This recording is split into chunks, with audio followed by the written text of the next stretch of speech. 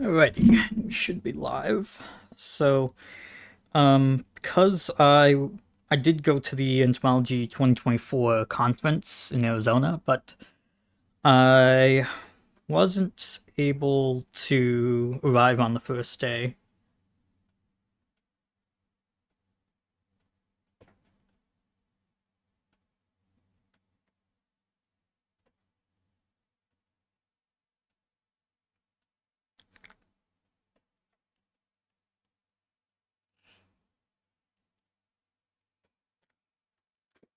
So I thought I would just watch it right now instead. And what those are. Please.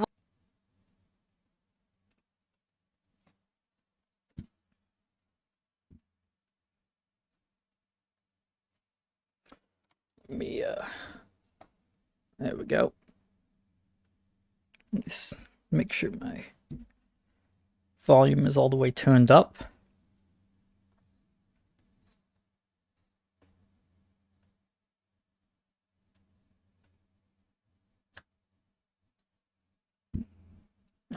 Welcome the ESA Executive Committee, Jennifer Henke, VCE ESA President.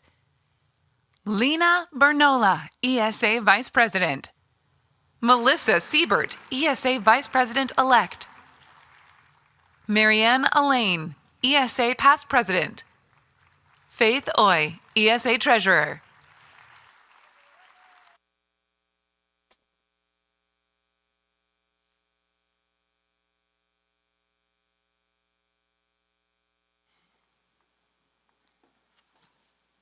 Good evening. Thank you all so much for coming to Phoenix. This is a beautiful venue for us to be at this evening. And here in, nope, I am moving Sean's slides. I'm so sorry. There's a reason things aren't advancing for me. Let me try that again. We are here in Phoenix this evening, and we are on the ancestral lands of the O'odham and the Pi'ipash peoples who continue to be part of, unfortunately, I cannot read those slides at all, but we are very fortunate to be on these lands, and we recognize that the city of Phoenix is wholly encompassed on these lands, and they continue to do the work, to work with these indigenous tribes as well as others in the state of Arizona.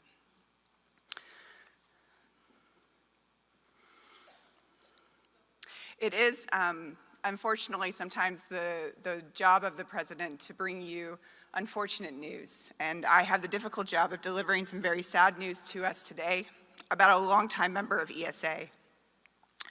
Dr. Donald Thomas, research entomologist at the USDA ARS Cattle Fever Tick Research Unit in Kerrville, Texas, unfortunately suffered a heart attack and passed away this morning here in Phoenix. Donald was a 50-year member of ESA and served as a subject editor for the Annals of the ESA, as well as a member of the journal's editorial board. On behalf of the ESA leadership and members, we are terribly saddened by this untimely passing, and we send our deepest sympathies to Donald's family and his colleagues at the USDA.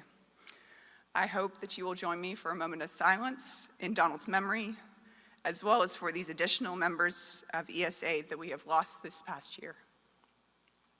So let me check, because if you guys didn't know, one of the most famous entomologists of this decade, or possibly the last few decades, is Justin Schmidt. He is the creator of the Insect Sting Pain Index, and I believe that I was one of the last people that emailed or interacted with him before he died in, I believe it was February last year, and I was looking forward to seeing him at the conference here in Arizona, but he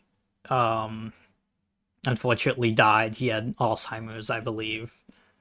I think so. Don't quote me on that, but I'm pretty sure he had Alzheimer's, and he unfortunately died. But what's really cool is that I was like most likely one of the last few people he actually um interacted with, or at least one of the last like fans of his that he interacted with. So that's really cool. So in a way, I'm kind of famous, and I hope to continue his. I'm very much inspired by the work he did with basically like what he did was he like researched like the like behavior and stuff of like wasps and stuff. So that's what I hope to do for my like entomology career.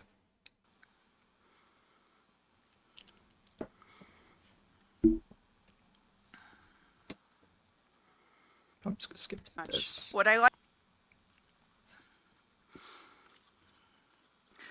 I like to remind us of, if we have somebody like Don Thomas, who's been with us for 50 years, is that Don had found his professional home with us in ESA. And this is a place that I find my own professional home. And I hope that as you come and join me here at Entomology 2024, that this is your professional home. When we choose to come together in person like this, we have the opportunity to do a number of things, like celebrating our achievements, like being an active participant in our meeting, and planning to continue our connections with each other as we get ready to leave. When I was able to transition into this role last November, I highlighted for us that unfortunately, we had been going through quite a bit of changes in the world. And that the metaphor that I was using for us was not homeostasis, where we know we are often moved away from equilibrium and we want to get back to where we were before. But that the right biological term for us was allostasis. That there's a change from the equilibrium and that we end up adapting to a new equilibrium. Let me see.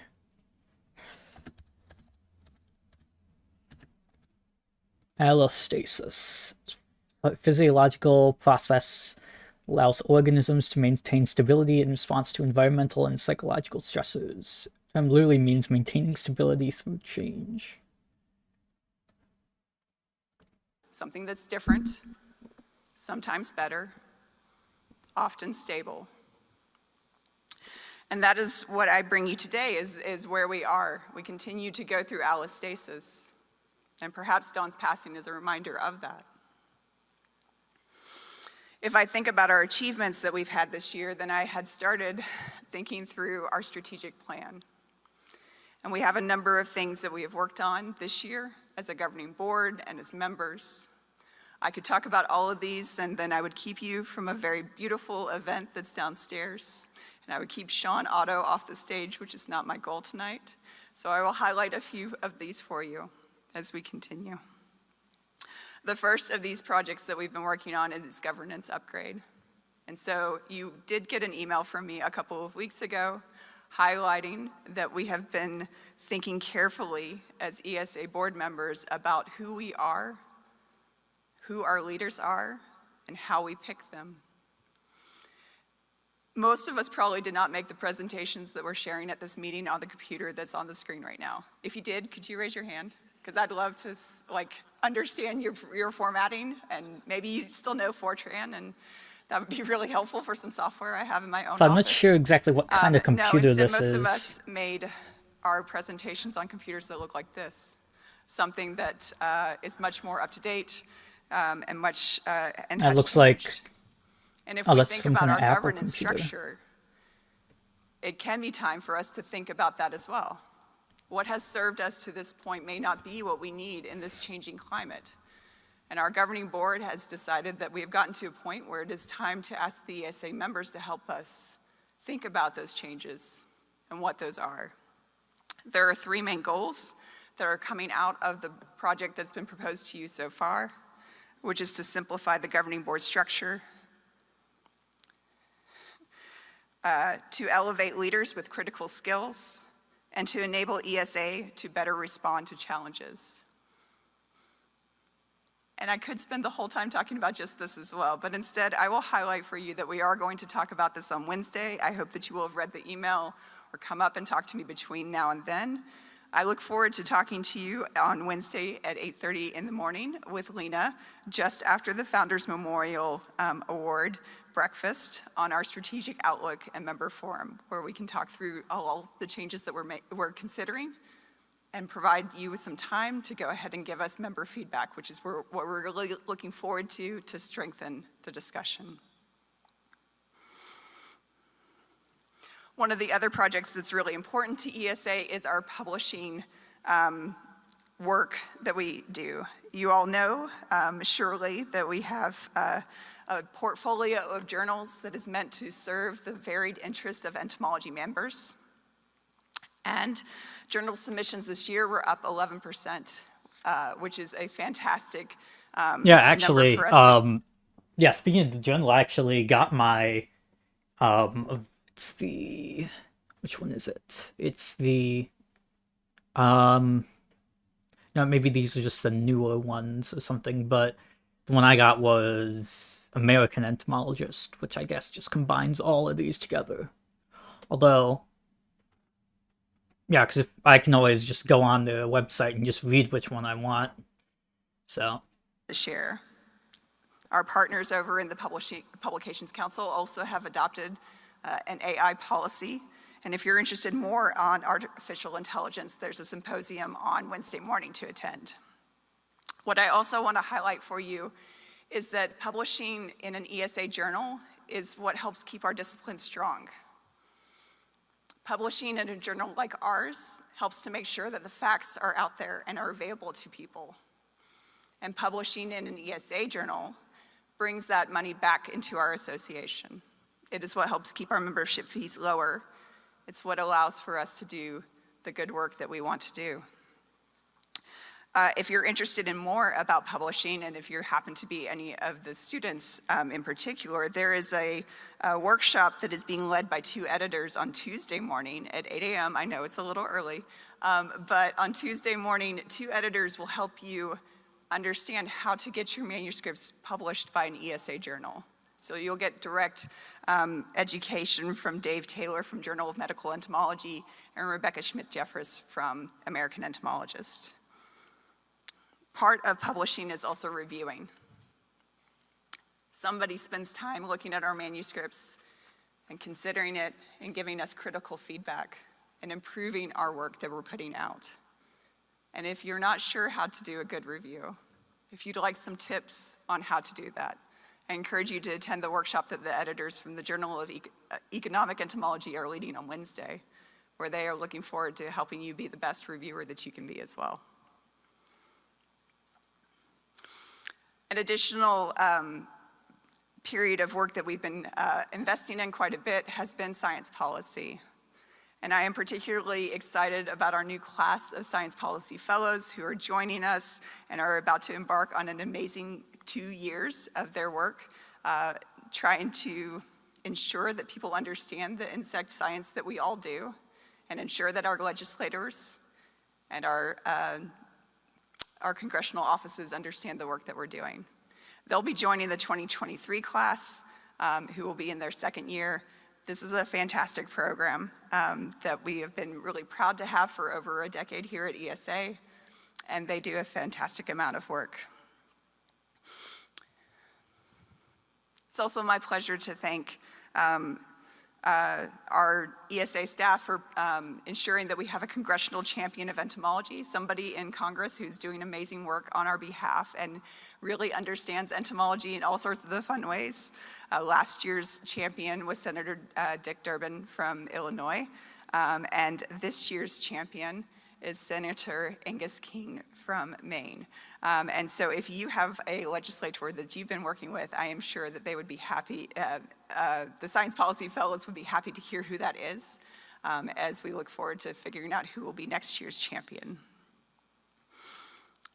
One of the other responsibilities of being ESA president was to attend the International Congress of Entomology in Kyoto, and I was so pleased to see so many of you there. I got to meet with so many new members like Mike, who's meeting there with Chris. I got to meet with very seasoned members like Lisa, who's one of our editors of a journal. And one of the really exciting things that I got to do was to talk with leaders from other professional organizations like ours, but from the Hellenic Entomological Society or the Royal Entomological Society. What's interesting about that kind of work is that sometimes, perhaps even in your own fields, you can feel a little isolated. You can feel like you're the only one working on a particular problem. And that can be true even in a large organization like ESA, that there are particular issues that we're trying to work and solve, and to be able to find that there are others who are also working on the same problems can be really exciting. What I hope we will continue to do is to find spaces to have conversations with our colleagues from all sorts of places and continue to move that forward. Okay, so I've told you a little bit about the things that we achieved this year as a governing board. Hopefully as your ESA president, you feel like I've done something for you a little bit. I do want to turn now to you. One of the things that I encouraged us to do last year was to set goals for ourselves. And I think when you come to a meeting like this, you should set some goals for yourself as well. So I have 3 goals for you. The first is to be safe. The second is for you to be yourself and to respect your colleagues' choices to be themselves as well. And the last is to be present, which is really hard to do sometimes. To set down the cell phone, to stay off the emails, and to listen to the amazing presentations in front of you and to connect with your colleagues. But I do have some different ways for you to continue to connect with your colleagues while you're here. Some new things that we're trying this year from left to right. The first is a standard favorite from the Pacific Branch, which is the What's New in Industry. As you go down to the exhibit hall over the next few days, you're going to see presenters from industry partners who are going to be sharing the latest and greatest of their programs. You're going to be able to see the new techniques, new products, and new services that they're having. This is an exciting time. I've always enjoyed it in the Pacific Branch, and I'm so excited that we get to share it with you all here. I hope that you'll spend time getting these presentations from those stages in a different way than you might have a different year. The second of these is the parasitoid games. And when the students pitched this, I was instantly disappointed that we are not all able to participate in this because they have decided that it is a student-only game, which sounds awful, right? Like, I feel like maybe they can make some room for the president. They told me not this year. They're looking forward to it next year. If you're interested in this, or you know folks that are interested in this, you should go by the table tonight. Make sure you get registered, and you will get your eggs so that you can not be an aphid and try to parasitize the most of your colleagues. The person who does gets a prize on Tuesday evening. The last of the things that I'm really excited that we're trying out this year as far as our exhibitor hall space is the Hive. You hopefully saw this called out in your program. These are conversation starters, and I don't know about you, but sometimes I get a little connected in with, where I went to school or where I work, and I forget to find friends and colleagues in my other interests. And so these are places for you to stop by and have some conversations with people who are interested in things that you are, but maybe isn't your school. So the topics that we have this year includes birding, failed experiments, which is super exciting, photography, and one more ento fashion, which is always a hit. I really appreciate the members who have said that they will be part of that and seeding those conversations, and I can't wait to see what folks do. ESA has traditionally also been a very thoughtful and generous organization. If you're comfortable sharing, I'd love to see the hands of the folks who decided that they would offset their carbon footprint when they were traveling to this meeting. If you'd feel comfortable raising your hand, I'd love to see it. That is some of you. Thank you so much for doing that. Some of us also tend to think about where are we traveling and where can we make a difference with our dollars as we come in. This year, the program committee picked a number of organizations for us as part of the social offset program. This is designed so that if you're making a donation to the city of Phoenix, you can pick from one or more than one charity where your interests and your heart most align. So you can see that we have 7 different charities this year. If you're interested in food hunger and solving that problem, or if you're interested in reproductive rights or indigenous voices or a number of other residents. Into the meeting, I hope that you also went and got a sticker for Fill It Forward. You get a little QR sticker to put on your reusable water bottle and scan it every time that you refill your water bottle. By doing that, you're unlocking a donation that is not from you directly, but it is helping other people have clean drinking water. As another example of a way that a member has made a difference, we are partnering with Need Phoenix. This is a group that is taking unused food from our events and giving it to people who will eat it. They're also taking the food scraps from our events and composting it or turning it into food for insects. All ways that we can have a zero food waste event, which is something that one of our members had suggested to us, and I really appreciate the ESA staff looking for a good partner for us in this. If you know me well, which some of you do, maybe not all of you, but you may know that I'm really interested in art in all sorts of ways. And I am super excited that this year we're bringing back the Insect Art Expo that we're going to see in a few minutes.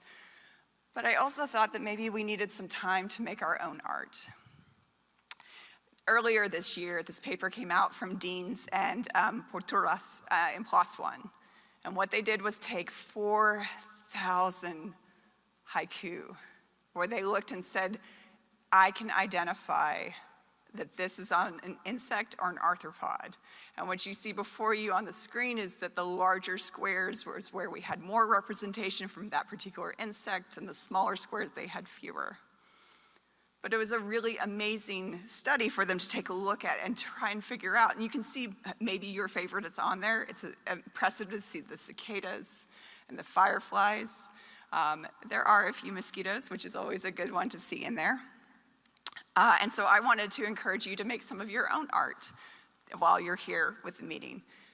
Just as a little, something fun for your almost past president to see on her way out of the office. So if it's been a little while since you've learned about haiku, I will remind you that it is 3 lines, generally unrhymed, with a particular format of 5 syllables in the first line, 7 syllables in the second, 5 syllables in the final line. And I would love for you to put this on whatever your favorite social media platform is with the hashtags for this meeting, but also Insect Haiku, so I can go and take a look at them later.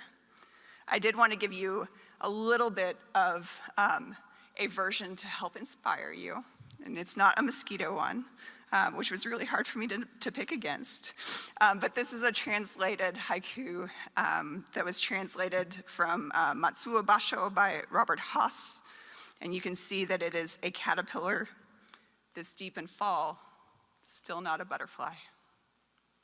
I hope that you'll take some time as you're doing this, and perhaps this is a great way to meet your colleagues and ask them what their haiku would be about as they work on this.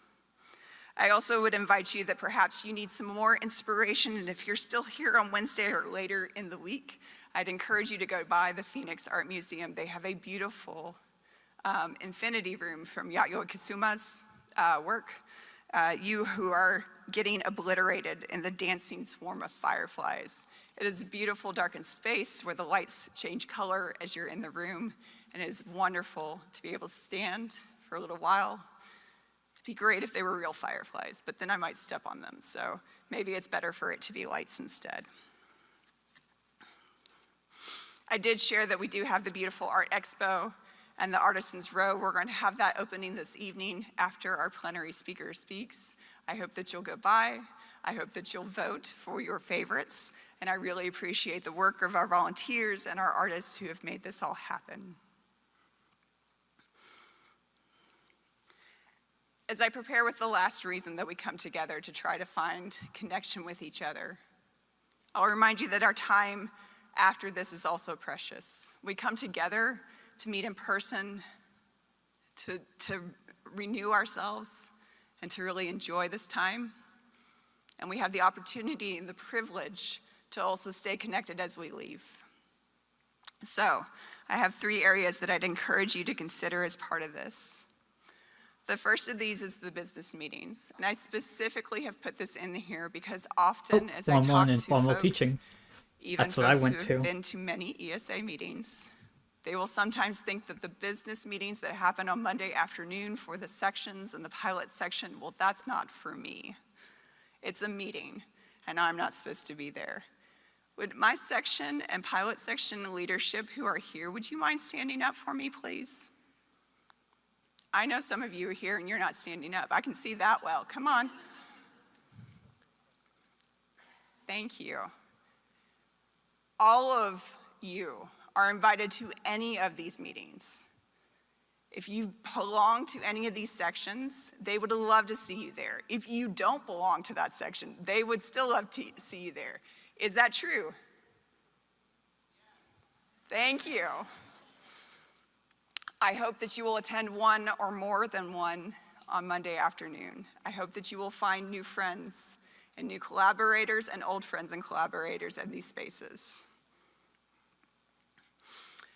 One, for particularly our students and our early career professionals, is that as you network and as you meet with each other this week, you may find or you may be thoughtful about the fact that you were wishing that your skills were a little stronger. And I would encourage you to apply for the Professional Advancement Career Training Program. This is a great way to meet people who are not in academia.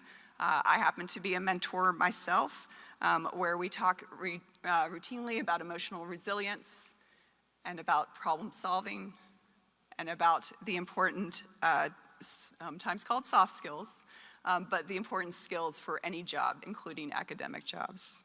If you're interested in this, I hope that you'll consider going to this workshop. And often when I talk about this, I hear from folks who are mid-career and senior career going, but I need that too. I need that too. I often need that. And all I can say to you right now is coming soon. We have been talking about this as a governing board, and we are looking forward to being able to share that with you soon. We have heard that there's a need, and we're looking forward to having something developed in the near future. The last piece that I'll highlight for you is that it has been an immense privilege to be your ESA leader.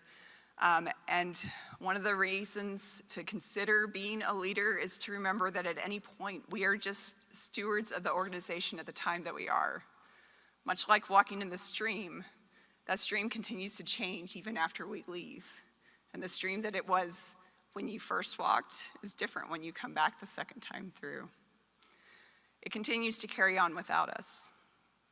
But there are still amazing things that we can do with that stream.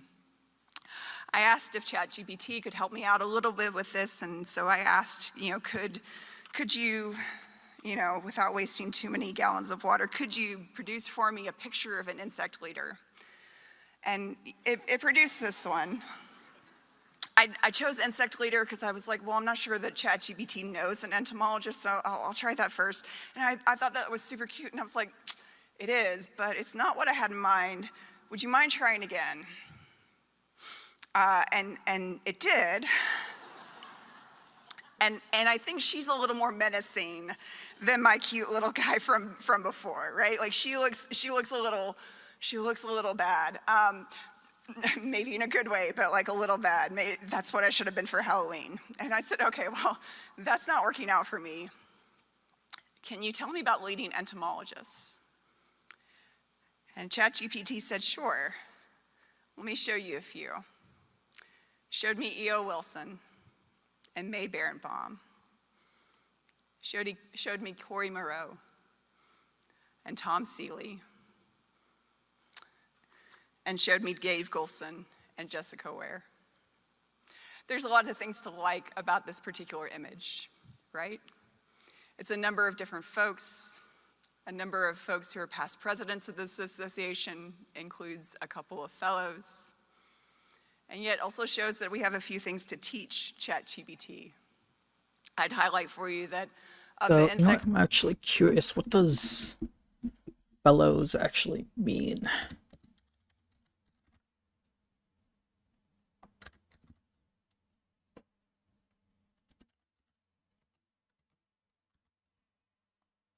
Yes, that's of a university. Member of a highly ranked group of teachers. Okay, that's what that means. Orders that are studied by these 6 leading entomologists. 5 of them study Hymenoptera. None of them study mosquitoes, which I have a problem with. But also, we are only representing the countries of the United States and Canada and Great Britain. And we know there are so many more entomologists out there who are leading in their fields and who belong on this. So, whether it's the awards or leadership positions or committee positions or anything else, I invite you to be one of our next leaders.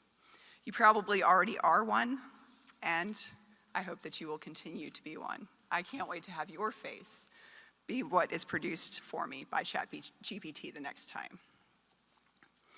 With that, it is my pleasure to introduce the first of a series of videos that we're going to have. There'll be some back and forth for a little bit, but next up is a video from one of our industry partners. Thank you.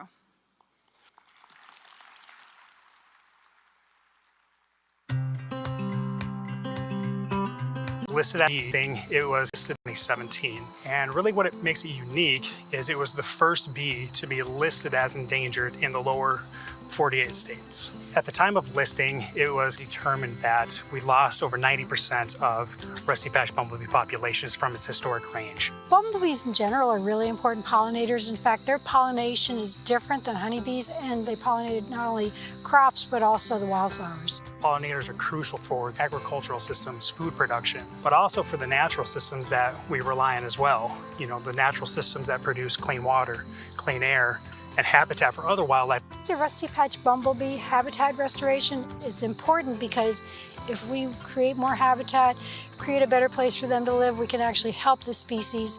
Here we are, where there are some of these pollinator habitats established. This is just another example where there's milkweed all around. I'm seeing bee balm. It just brings a lot of things in, whereas if you just had, let's say, mowed grass, you wouldn't see the pollinators. We do the outreach with a landowner, or a landowner comes to us and says, hey, I'm interested in doing a prairie planting.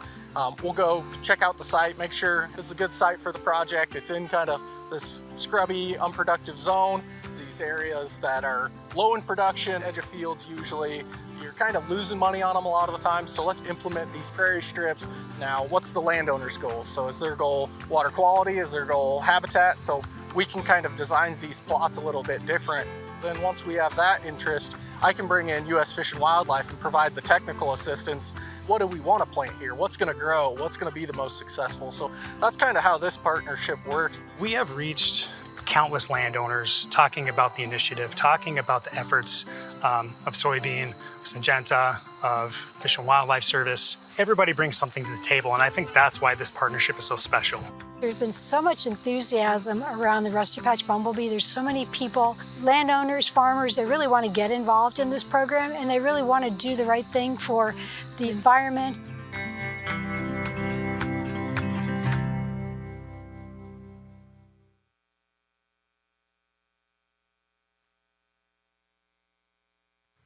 Please welcome Chris Stelzig, ESA Executive Director.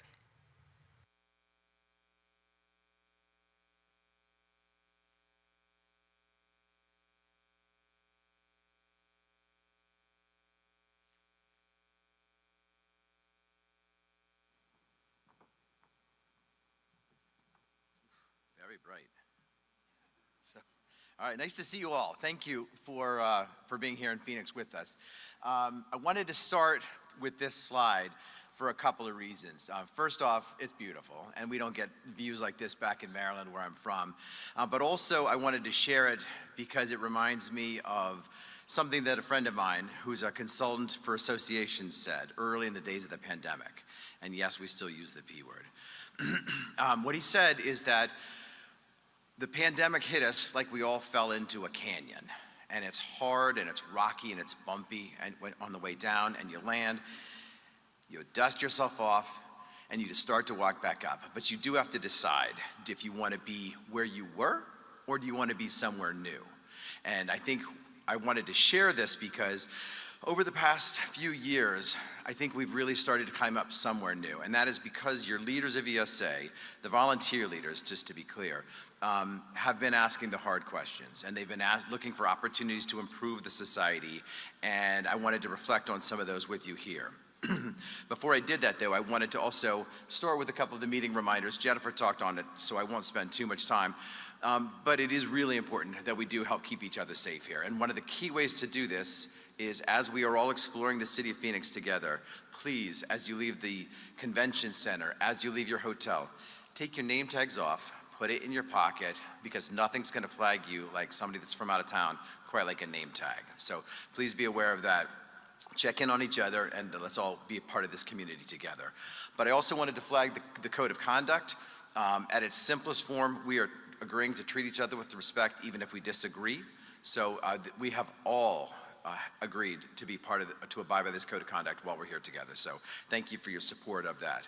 And then also I wanted to flag these meeting icons that you might see on various presentations. This means please don't take pictures. Not surprisingly, this means it's okay to take pictures. Please don't post on social media. And this would mean, of course, please do post about this on social media. For what it's worth, you're welcome to take pictures of me. Watch the glare. But we are excited about honoring each other's preferences there. Also, oops, hit the right button? There we go. Make sure that we're also aware of the folks that are going to see around wearing these red vests. They are sponsored by the City of Phoenix. It's the Ambassadors Program. Other than Jennifer's red jacket, if you see someone out there wearing one of these, they are looking to help you find your way around the City of Phoenix. So really grateful to what's proven to be some great partners here in the City of Phoenix as we've moved forward. Now, as some of you know, I've been with ESA for a terrifically long time. It's pushing 25 years. It'll be 25 years this spring, which blows my mind. Thank you. But it's really been great. It's been a fantastic ride. This is like Christmas for me each year when I come to the annual meeting. I really do enjoy it. But what I wanted to share is sort of, at that time scale, what's some of the changes that we have seen in ESA since then? And it's been a tremendous growth that we have had in a number of the different programs that we have. We used to be let's just say a vision, a lot of folks thought of us as stodgy and rinse and repeat on a lot of the programming that we would do. But again, today's leaders, and for the past 25 years that I've been involved with ESA, have really been building the professionalism, and we've grown a number of our programs in a lot of different ways. The one that's really been close to my heart is the certification program. I'm a big believer in ESA certification, and as our audience at this meeting has changed over the years, you look around, you see an awful lot more students. Everyone that is one of the students here in the room and you have not yet applied for your BCE intern, I'm going to encourage you to do it. It is a great way to differentiate yourself and stand out from the crowd, and it's way cheaper to do it and easier when you're a student because you are still used to taking tests. Speaking of someone who did my own certification association management, it gets a lot harder the further you move away from school. Also wanted to flag again a program that we changed a couple of years ago that is not yet known by everyone. It used to be if you wanted to join a different section or a different branch from what you're normally part of, we charge you $25.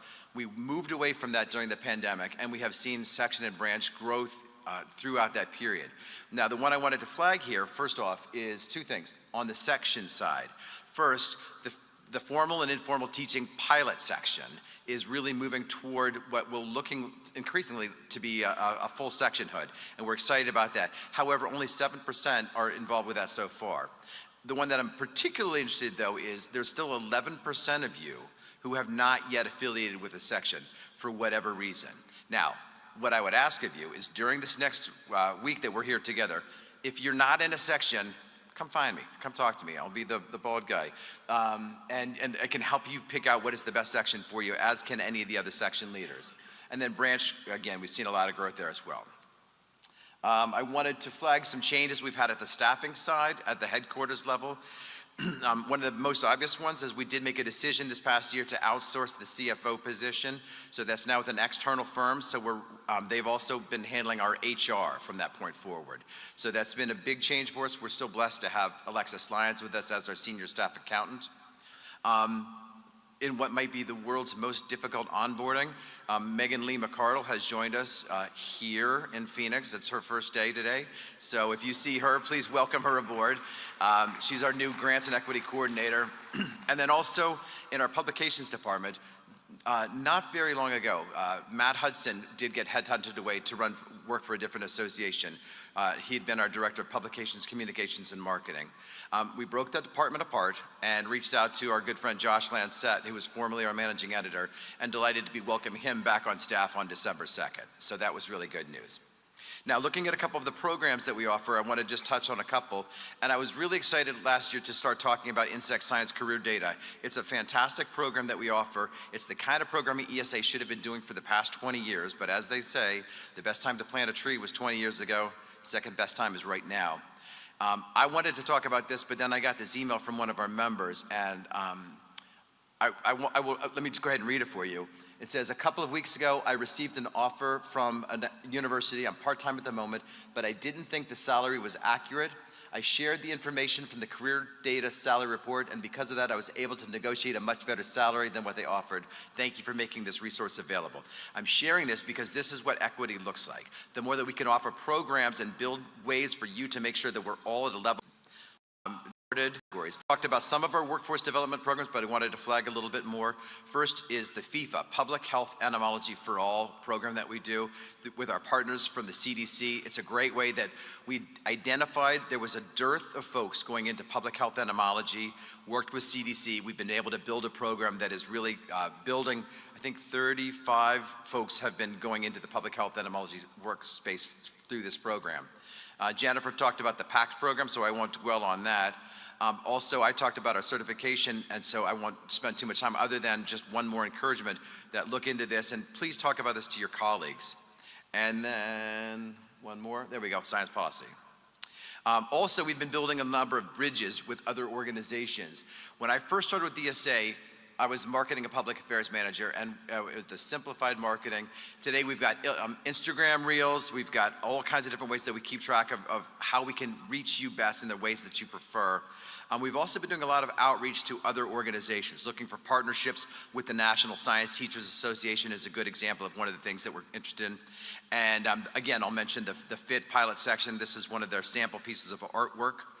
And then also a friend of mine who's on the exhibit floor, Braden Coy. He runs the Little Dudes Insect Academy. As you walk the exhibit floor over these next few days, check him out because this is what the future of entomology looks like. And I will close with the metaphor that I started with on the idea of a canyon. And this is a hike I've done, though this is not my picture. This is Havasu Falls from the south rim of the Grand Canyon. And I share it because this is the view from the bottom of the canyon. And we sometimes think of the idea of when they're in the depths of the pandemic as it's difficult, it's awful, and what can we possibly do about it? There is still beauty. There is still stuff to learn. And that's what I feel like ESA has been doing over these past couple of years. We have been climbing back up out somewhere new on a different part of the canyon wall, and we're still feeling some of the reverberations of that. We're still a little dusty and bruised, but ESA is on solid footing, and we have pathways to get us back to exactly where we need to be in the growth trajectory. But there is an element that involves every one of you. Everyone in this room is an evangelist and an acolyte for the society that we all have spent an awful lot of time supporting.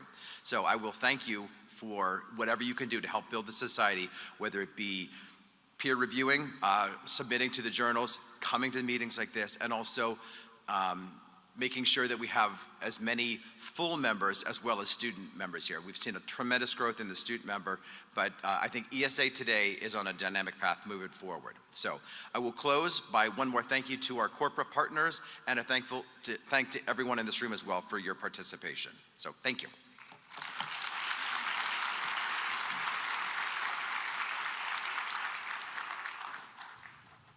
Please welcome to the stage Peter Jensen, Entomology Innovation Leader for Bayer.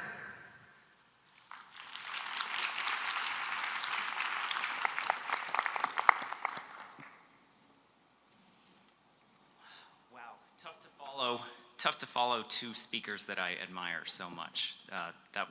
Those were both inspirational. Good evening, welcome to Phoenix. My name is Peter Jensen and I'm an entomologist. I work at Bayer Crop Science. I am very proud that Bayer is a corporate partner with the ESA, as are all of my colleagues that are attending that are here. Bayer has a great fit with this year's theme, this year's meeting theme, Empowering Tomorrow. Oh my gosh, I knew I wasn't going to remember it. Thank you, Empowering Tomorrow through Insect Science. And it's because we invest so much in R&D as well as in the development of our people. In fact, we, by percentage revenue, invest the most in research and development in the agricultural space, something that we're all proud of and something that makes it a very exciting place to work. I've been attending this meeting, I think like Chris, since 2000, when I was a young, very shy graduate student studying solitary bees. Yeah, still am shy. My current role, leading entomology and innovation in our plant biotechnology organization, has me focused on making our insect control pipeline in plant biotechnology faster, safer, smarter, and stronger. And those are all things that match up and are focused on making and serving our mission of health for all and hunger for none. In my time with Bayer, I've had a chance to work on a lot of really exciting projects, but some that I'm most proud of and excited to mention are working on environmental safety studies for the first RNAi trait to control western rootworm, corn rootworm, designing and building a brand new insectary in Argentina, and honestly doing field efficacy testing every year with the latest and greatest traits coming through our pipeline in North America and South America.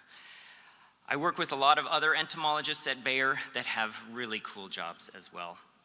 Some are designing new studies, insect bioassays for the lab in India, in Bangalore. I just had a chance to meet some of those. It was an amazing, amazing experience. Some of them work with engineers and are developing mind-boggling automation to do insect bioassays here in the US. And some are out in the field meeting with our customers, meeting with farmers, and talking to them about how our products are performing and what it is that they need from us, down in Brazil, in North America, all around the world. And we're all working together in all of those roles towards a common goal, and that's one of the things that I like the most. If you want to learn more, please come visit us. We do have a booth down in the exhibition hall. I know that in 2000, the graduate student that attended would not have had the courage to come and talk to the current me. Not a chance, but please let me empower you now to come stop by the booth and talk about tomorrow, or talk about insect science, or just come say hi and introduce yourself. We would love to talk to you. We will have scientists in the booth throughout the meeting. I often pinch myself. I'll do it right now, actually. At events like this, but also day to day in my role, I feel very proud to work with entomologists that are so passionate and have such integrity. I'm excited that I get to work with new technology so often and with new partners so often. And I'm thankful that I'm working in insect science. That's who I am, that's who we are, and we are Bayer. Thank you very much. Have a great meeting.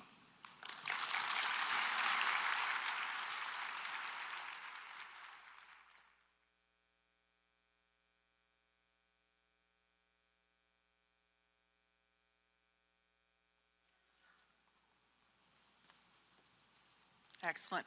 Thank you so much, Peter. It is my pleasure to start us with some of the awards that we'll be giving out tonight. We'll be giving out our ESA Fellows and our ESA Honorary Members, starting with the Honorary Members. Sometimes folks don't recognize what's the difference between an Honorary Member or a Fellow. And for those of you who are considering who should be nominated, our honorary members are the ones who have given back to this organization, who are the leaders for either ESA Central, like we are here today, or the branches or sections or other areas. And our fellows are the leaders within our discipline, the ones who are making a difference whether they belong to ESA or not. But when you look and try to get ChatGPT to say who is an insect leader, the fellows are the faces that should show up.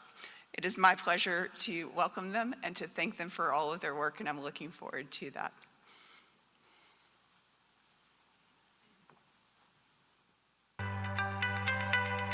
"2024 Entomological Society of America Premier Awards."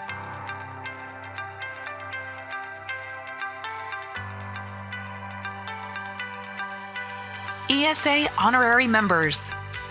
Honorary membership acknowledges those who have served ESA for at least 20 years through significant involvement in the affairs of the Society.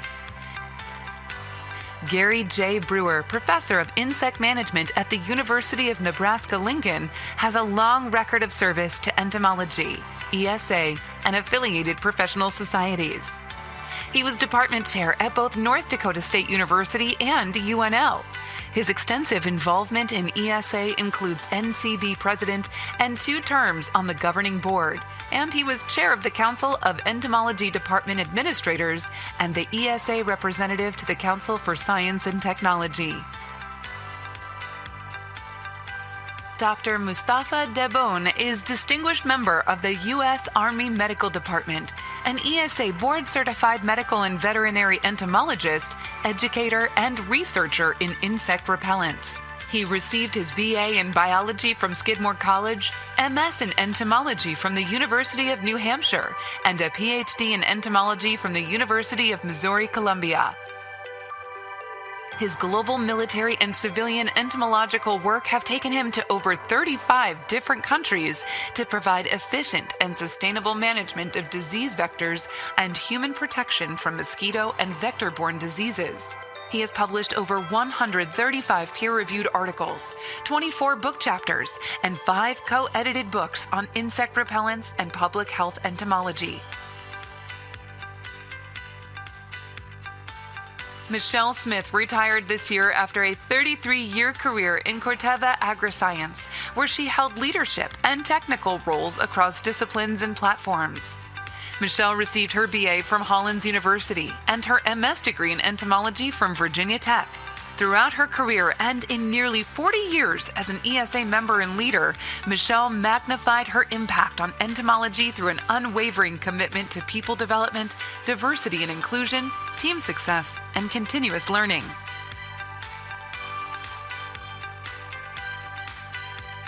ESA Fellows. ESA Fellow recognizes individuals who have made outstanding contributions to entomology. Dr. Elizabeth Betsy Beers has worked for Washington State University since 1985, with responsibility for research and extension in Washington's tree fruit industry. Her program has focused on grower problems and adapting to changing needs in IPM programs, including conservation, biological control of indirect pests, and invasive species management. Dr. Henry Fatamiro is a professor of entomology and associate vice president for research at Texas A&M University. He is known for his research on insect behavior, chemical ecology, and IPM. Fatamiro has received over $20 million in grants, authored 130-plus publications, and mentored over 40 graduate students and postdocs. Chao Yang Li, PhD, is a professor and endowed presidential chair in urban entomology at the University of California, UC Riverside. He is internationally known for his research on the behavioral, ecological, and physiological adaptations of urban insect pests, aiming to understand how these adaptations help pests thrive in urban environments and their biological trade-offs. Dr. Tracy C. Lesky, Research Leader, Station Director, and Research Entomologist at USDA ARS Appalachian Fruit Research Station, Kearneysville, West Virginia, was elected Fellow in 2024. She is internationally known for her research on behavioral ecology of invasive and persistent native pests, of temperate fruit crops, and development of sustainable tools for their management.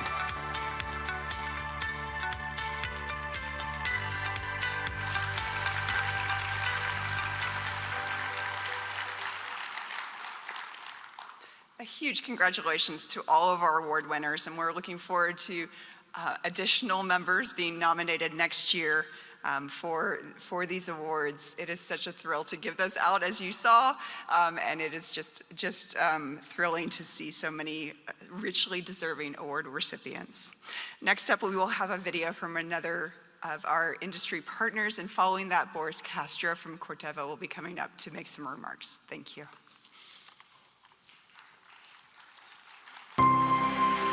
We're on a mission to feed the future by helping farmers worldwide be more resilient, more productive, more sustainable for generations to come through innovations like crops grown from smart seed technology that are climate, insect, and disease resistant, and sustainable crop protection products to help farmers keep growing.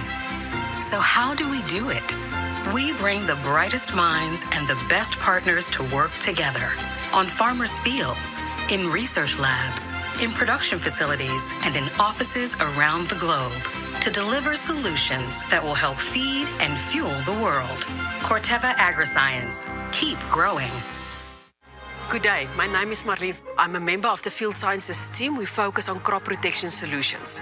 I love being around the plants and the insects. Sometimes it's just mind-blowing what you find in the field. I really have a passion for the insects, and sometimes I get super excited, and some of the insects I would just stop and start taking pictures, and I get so excited I distract myself. But yeah, being out in the field, collecting data, I enjoyed it.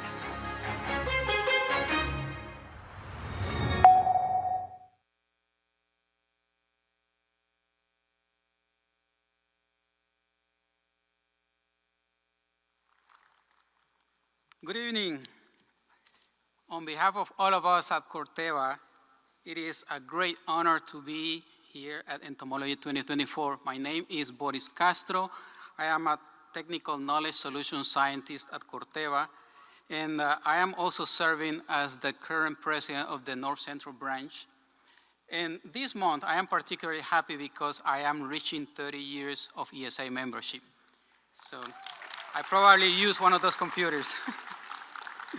So Corteva is extremely excited to be a gold sponsor, and supporting the annual meeting highlights Corteva's continued commitment to you, to science, and to the success of our scientific community.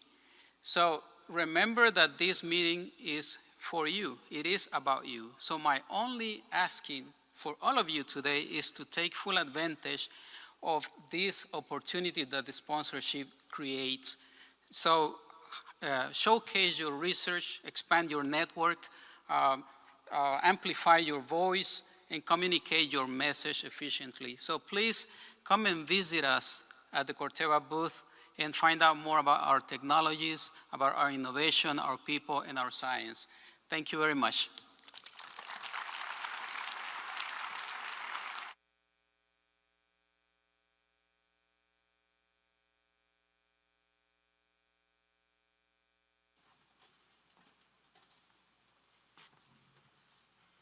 Well, again, a huge thank you to all of our industry partners and for all of you for being here. It is my pleasure now to introduce tonight's plenary speaker, Sean Otto.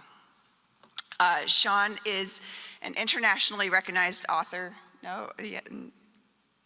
I'm not worrying about that. That's not my problem. Sean Otto is an internationally recognized author, speaker, and science advocate.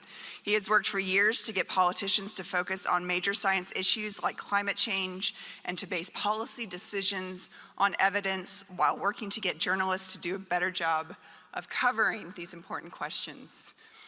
He was the organizer of the U.S. presidential science debate initiatives in 3 presidential cycles, along with the AAAS and the National Academies, and was recognized by the IEEE USA National Distinguished Public Service Award for his work, elevating science in American public dialogue.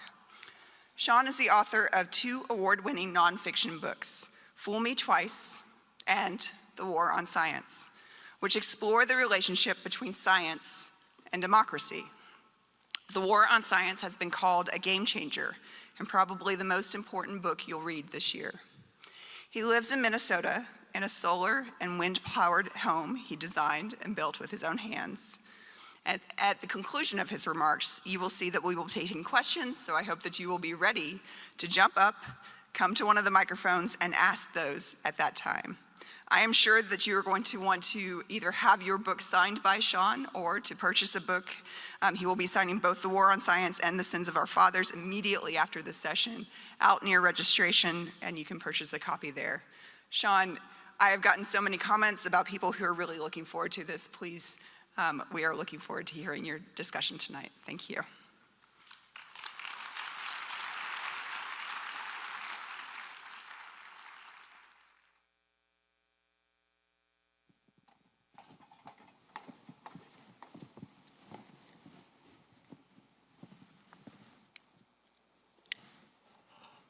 Okay, can everybody hear me? Yeah? Okay, I just want to start by saying how honored I am to be talking to you guys tonight. Everyone that I've met are such amazing people, and I so appreciate what you do, especially. I wanted to start by doing a show of hands here. I know it's kind of hard for me to see you out there, but let's see, how many people think humans are causing climate change? Okay, almost everybody, maybe everybody. Couldn't really, I'm not going to count right now. How about this one? Oh, there we go. Is GMO food safe to eat? Good. A little fewer, actually, which is kind of interesting because in a AAAS survey. So I will say personally, for the humans causing climate change, we definitely are having an impact, but before humans were even here, climate was really chaotic, especially during the like extinction events of like the prehistoric era. However, I will say one thing that is fundamentally different about humans is that we can invent things and we can adapt. So you've probably heard stories of like countries like using technology to hold back like the water level, and some, I forget what country it is. I think it was Holland. It was like several like using the technology. If they hadn't used it, they would be like several like I think it was like 7 or like maybe 12 something feet underwater right now. So technology is really improved, and I think like the best thing is that we can invent the technology to adapt to the climate. And as for GMO food, all GMO really is just editing the DNA. So, and we've been doing that for like hundreds of years. A lot of like, because like obviously all the like dog species, almost all the dog species we have right now aren't natural. We like crossbred those. That's technically genetic modification. And like the corn that we have today, in the like past, like corn was like really hard. It wasn't like, it was nowhere near as good as we have it today. So we've been crossbreeding and like creating new like plants by like combining them for like hundreds of years. So I think it'll be fine. Survey, there are actually more scientists who say that GMO food is safe to eat than that say that humans are causing climate change. Finally, well, not finally, how about this one? Does the Earth orbit the sun? I'm throwing you kind of an easy one there. We don't have to do show of hands in that one. How about this, though? Are square A and square B the same color or different colors? Who says they're different? Okay. Who says they're the same? Okay. Remember that position. Now, what if I told you that the evidence suggests the conclusion that square A and B are the same color? What would you say? I mean, this is something that people hear in the news, for instance, from scientists when talking about climate change. The evidence suggests that humans are causing climate change. And yet we tend to reject things that we hear that don't comport with what we think of as common sense. Here's the proof. That in fact, square A and B are actually exactly the same color. And the reason that this perceptual illusion works is because we construct our experience of reality. We tend to think and assume that we're seeing all this information through our eyes as the world really is. But in fact, only 10% of the neural connections in our visual cortex come from our eyes. The other 90% come from other parts of the brain. We construct our reality with certain predetermined assumptions. We've evolved in a world, for instance, where the sun is overhead.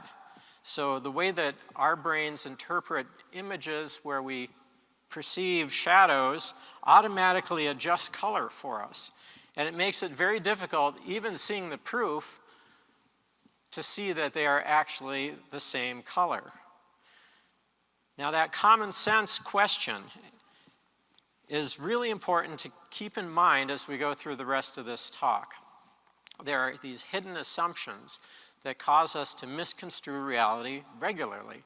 This is, of course, why science is so powerful, because science is a method to help us see reality more accurately.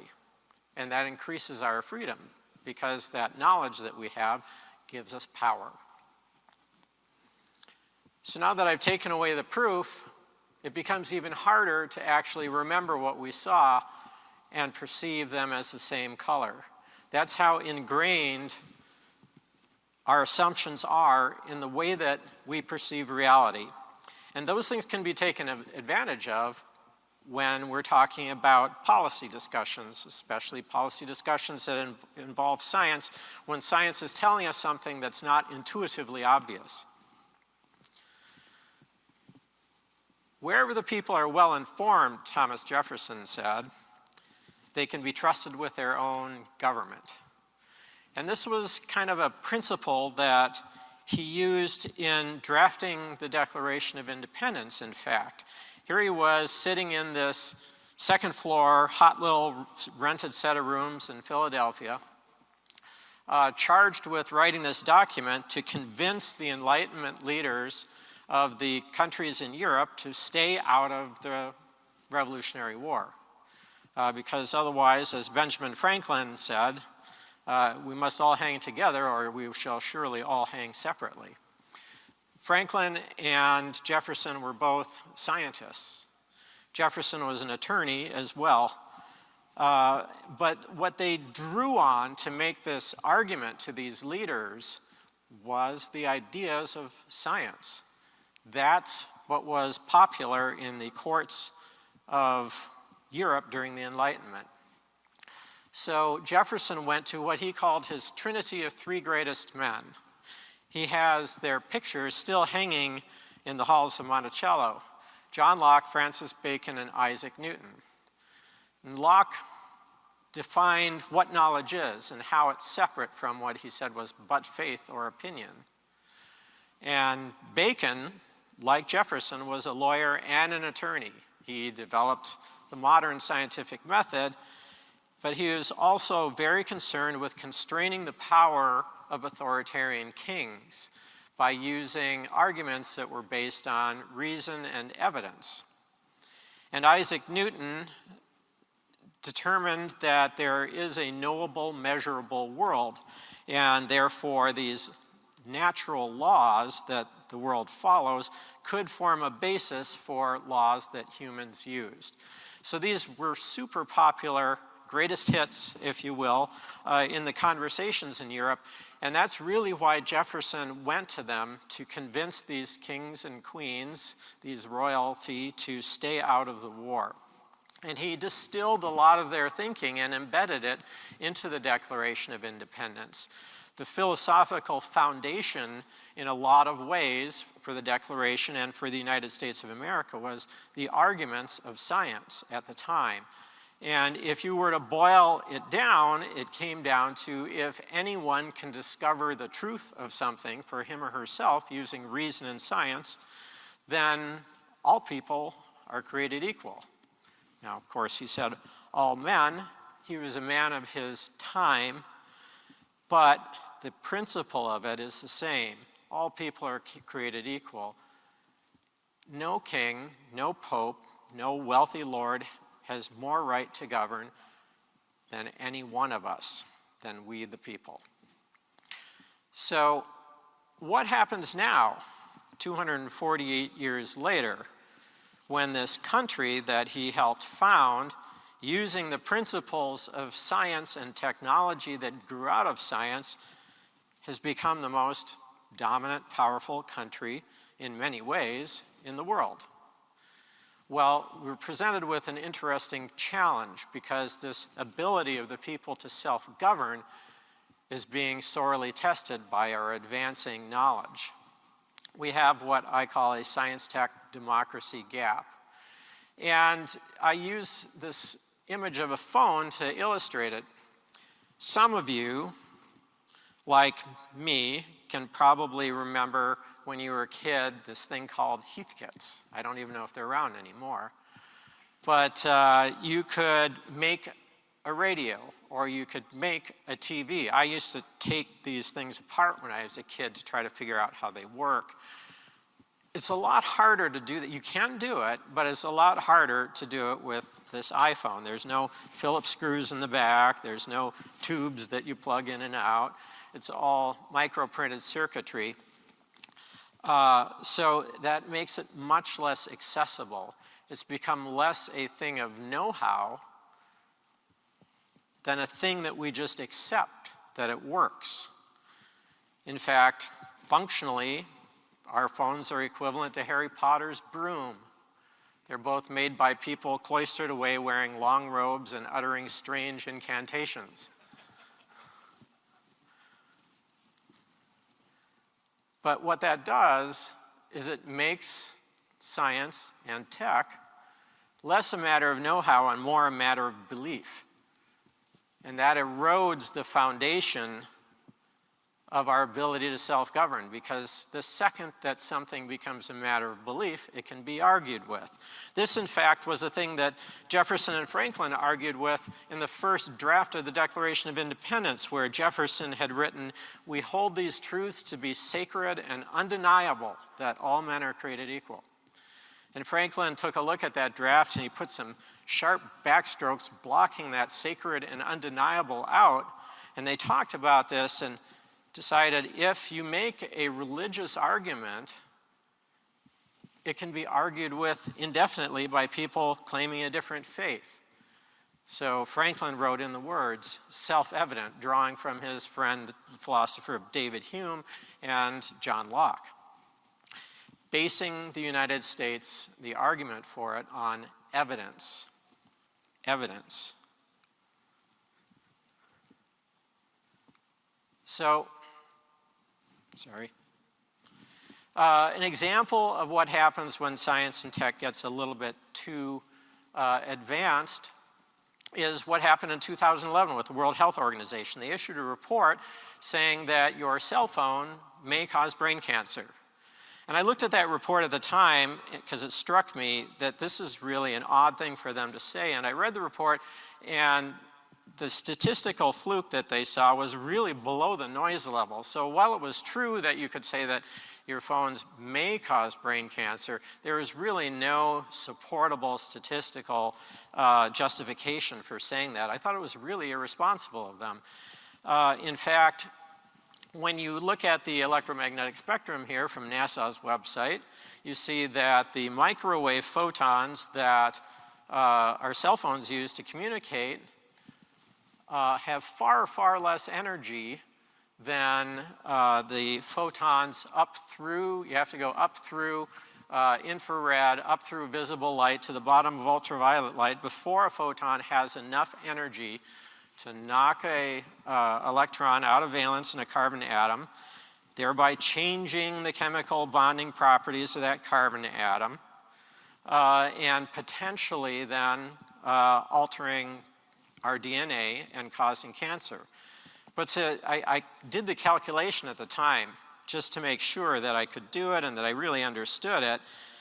And I had to go back and double check, but I had to know a little bit about biology, a little bit about chemistry, a little bit about physics to confidently know that a microwave photon just doesn't have enough energy to give me brain cancer. Unfortunately, our policymakers generally don't do that and can't do that. They don't have the time, they don't have the knowledge, so who do they trust? The Board of Supervisors in San Francisco, based on this report, voted 11 to none to require every cell phone shop in San Francisco to warn you that your cell phone may cause brain cancer. It's an example of poor policy making. If you really understood the difference, it's like the difference between getting hit at 30 miles an hour by this BMW Z4 and getting hit by that P. I don't know if you can see it, it's under the W there. Coming out from a pea shooter at 30 miles an hour. Which one do you think is going to do more damage? But this presents an interesting problem that we're facing, because what if you change that cell phone into a voting machine? Equally obscure in many people's thinking. Venezuela Dominion machine. Our election in America is a joke, and Maricopa is a joke. You are the cancer that is tearing this nation apart! Good day! I don't know why I didn't say sir at the end. It would have been more fitting. Kind of a Renfesty talk down.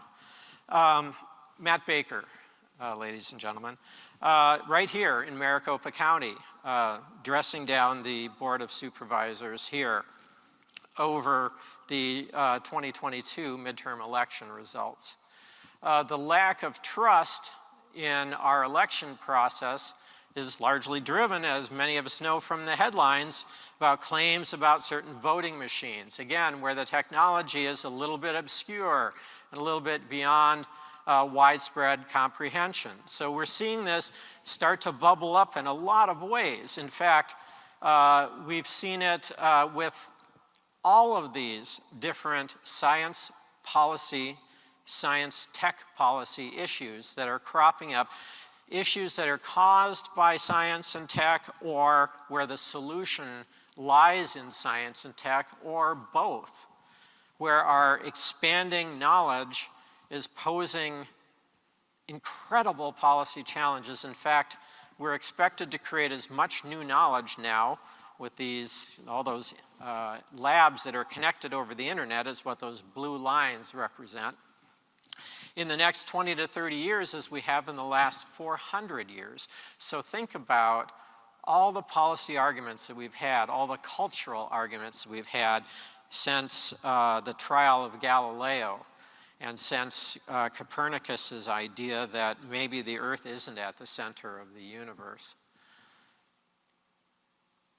Now compress that into 20 years, and you can see why we're beginning to enter a new disruptive time in human history.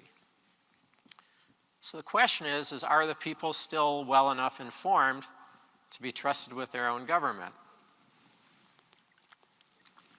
And I love that photo. Both those signs go together so well. And even though Matt Baker and this dude here are kind of funny, they pose a really serious challenge that we all have to take seriously. An example of that challenge is what happened during COVID. The United States was well positioned through our public health research and our public health enterprise, our surveillance systems around the world, to have by far the best outcome from the COVID-19 pandemic. But instead, by many measures, we had the worst outcome of any country in the world. Now, you can argue about the various reasons why that happened, but I would suggest that many of them had to do with our policy positions and the leadership. In fact, in the 4 years of the Trump administration, there were massive budget cuts proposed 4 years in a row. There were a historic number of science leadership appointments left vacant compared to his predecessors. So the agencies sometimes had interim chiefs, sometimes they were just somewhat adrift. Scientific data and info was scrubbed from government websites if it didn't agree with the president's views, particularly on climate change, but also on health issues. Political activists were appointed to lead the science agencies. These were non-scientists in many cases. Some cases they did have science backgrounds. And scientists were often bullied and intimidated to comply or quit. So this set up an environment where by the time COVID hit, more than 1,600 scientists had left the federal government between 2017 and late 2019. But the problem isn't Trump's fault. The problem's been going on long before him. On the right, it's been going on since climate change really became an issue that policymakers began to take up after James Hansen testified before Congress. Here's an article from 2012 where a new law was passed in North Carolina banning sea level rise. And essentially what this was local governments issuing building permits or for new hotel construction or for roadbed improvements close to the ocean couldn't take the actual scientific projections of sea level rise into account. They had to use the pre-approved numbers from the state legislature, which was controlled by Republicans. It's a move that was really reminiscent of Maoist China more than it was of the United States. That's 2012, so long before Trump came along. But it's not just the right, it's also been happening, oh, sorry, I forgot about that one. DeSantis this year, of course, doing a similar thing, deleting climate change from Florida policy in the state that is most vulnerable to climate change because of political pressure. He's not a stupid man. He's doing this to respond to his constituency and to the messaging that he's surrounded with, which is what politicians do. But it's not just on the right, it's also on the left. Here's an article from 2015. City of Snowmass, Water Board decided to remove fluoride from their water. This is something that many cities, especially left-leaning cities, have done over the belief that fluoride causes intellectual impairment. Despite the fact that the CDC ranks it as one of the 10 greatest health initiatives of the last century. Again, from 2015 in this case. Now, of course, Robert F. Kennedy Jr. as Trump's health czar, if he is appointed, maybe he'll lead the FDA, maybe something else, wants to do the same. So the reason that I show you these examples is because science itself is never partisan, but it's always political. And the reason I say this is because science either confirms or challenges somebody's vested interests.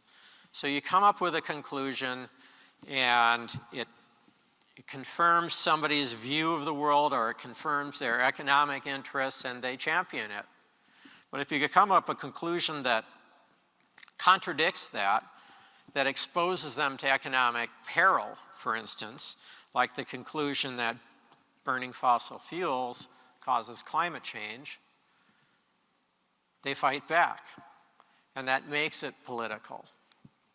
So as scientists, you need to think about that. It's not partisan, but there are political ramifications because knowledge itself is power, and power is political. So it's more appropriate than the left-right continuum that we often think of in politics between conservative and progressive. to think more in terms of a plane where politics has a top-down component or dimension as well. And that's between anti-authoritarian and authoritarian. And for those that are confused about what's been happening in our politics over the last 15 years or so, it's because we've had this shift in our tensions between left and right to between anti-authoritarian and authoritarian.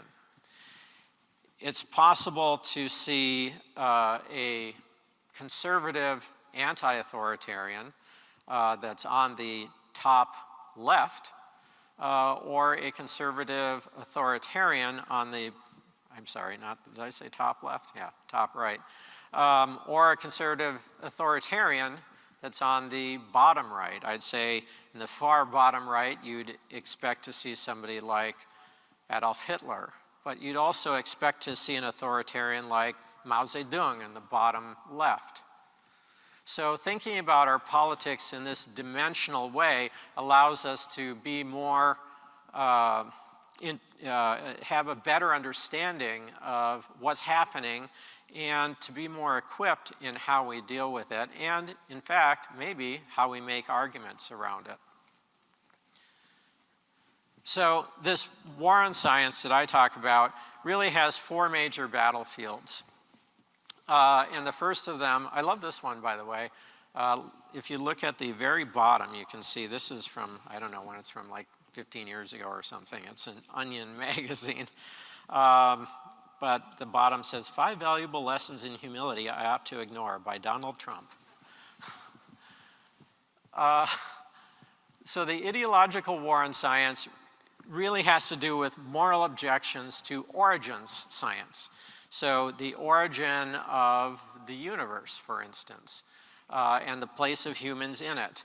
This is a threat. In fact, almost all origin science is a threat in some way to religion, and who long claimed that authority. And if science takes that over, well, then it weakens the position of religion. Or the origin and evolution of species, especially humans. That's Clarence Darrow and William Jennings Bryan arguing in the Scopes monkey trial in 1922. William Jennings Bryan went on to run as a Democrat 3 times on an anti-evolution ticket. Fortunately lost all 3 times for president. The origin of new humans is a more concerning topic lately for conservative religious members, particularly around sex and sexual orientation, birth control and abortion, HPV vaccination, and gender identity. So these things that have to do with God's definition of who we are, that science is suggesting other things, is causing what James Dobson called a civil war of values. And that's really driven a lot of the political organizing among religious conservatives since the late 1980s, really, over 35 years now. And we're seeing a lot of the result. The target for that has been largely the Republican Party, because this is the party of conservative values, of being a little bit cautious, being a little bit traditional. So that is why they chose to focus their organizing efforts there.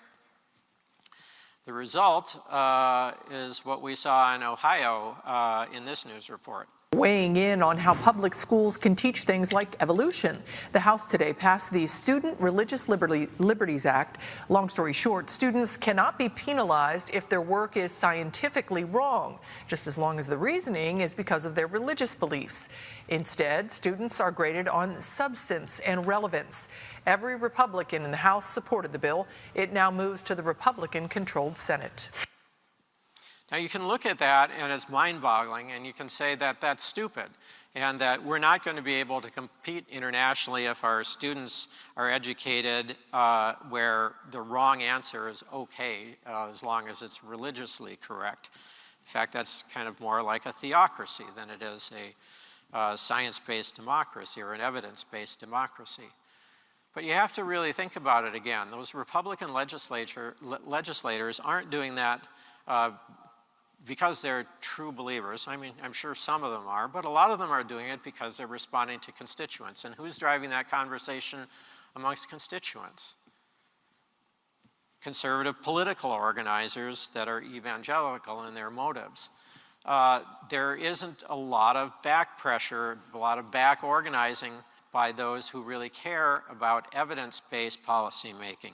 And that's probably part of the problem. Now, whoops, I think I've lost one of my slides here. Weighing in on how... Okay. Oh, I guess this is just the cover slide. Okay. All right, so moving on to the next battlefield, the postmodernism battlefield, or the identity politics war on science. And this one developed largely after World War II. Postmodernist movement really came up as kind of a critique of science and technology. After the bomb was dropped and after the Nazis used some cutting-edge science, Hitler was a great adopter of technology, the first politician to campaign by airplane, and the Nazis used the technology of phonographs and radio to inculcate the German people with their uniform ideology. In fact, they gave away something called the Volksempfänger, which was a cheap radio, gave it away or sold it super cheap, and then filled it with propaganda. In fact, thinking through the history of humanity and our communications revolutions, anytime we've had a major communications revolution, for instance, the printing press, we've had a populist uprising, like the Reformation, with an authoritarian backlash. The same thing has happened with the radio and mass communication with Nazis, and with television and the counterculture, which was thankfully much more peaceful. But now it's happening in a big way on steroids with the internet, and particularly social media over the internet. But is the idea of postmodernism correct? It was argued to try to discredit science and discredit the claims of power that advanced European societies could make by saying that there's no such thing as objectivity, that's just a power claim, that's a way to keep people under your thumb. And in fact, those who claim objectivity should be questioned because that claim is really just their attempt to hold power over you. But I think we have to really question that, especially in the physical sciences. It may be true in the social sciences, and postmodernism has certainly done its part to elevate previously discounted and disempowered voices that have greatly enriched our viewpoints. But science itself, at its best, does the same thing because it allows for, or it should allow for, all voices to participate in the best ideas through peer review, through experimentation, bubble to the top. It doesn't often work that way, but it does often enough that we've been able to advance over the last few hundred years.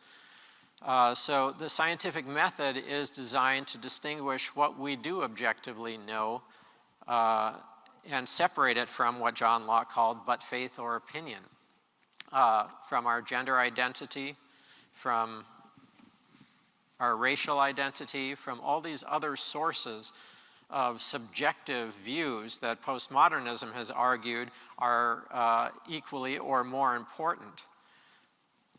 But these are biases. They're not truth or knowledge. They're the things that science and the scientific method is designed to pull knowledge out of. It doesn't matter what your identity is. If you and I dip that ruler into that dish of water after rainfall, I bet you we'll come up with a similar result. That's objective knowledge. But we've seen in education and in journalism schools in particular, this idea take hold and without a lot of complexity, where the idea that there's no such thing as objectivity just becomes repeated as a mantra. There it is in this just example, the Voice of San Diego reporter guidelines. There's no such thing as objectivity. The problem is if you believe that, you're not going to really dig to get at the truth, right? Here it is with Linda Ellerby out on the speaking circuit. There's no such thing as objectivity. If you're not digging to get at the truth, then what do you do as a reporter? Here it is, even Nick Gillespie, the editor-in-chief of Reason.com, an objectivist publication, saying there's no such thing as objectivity. The problem that we run into in science policy and in our reporting in a world where more and more and more and more of these major issues that we're stuck on are driven by actual physical science is that there is such a thing as objectivity.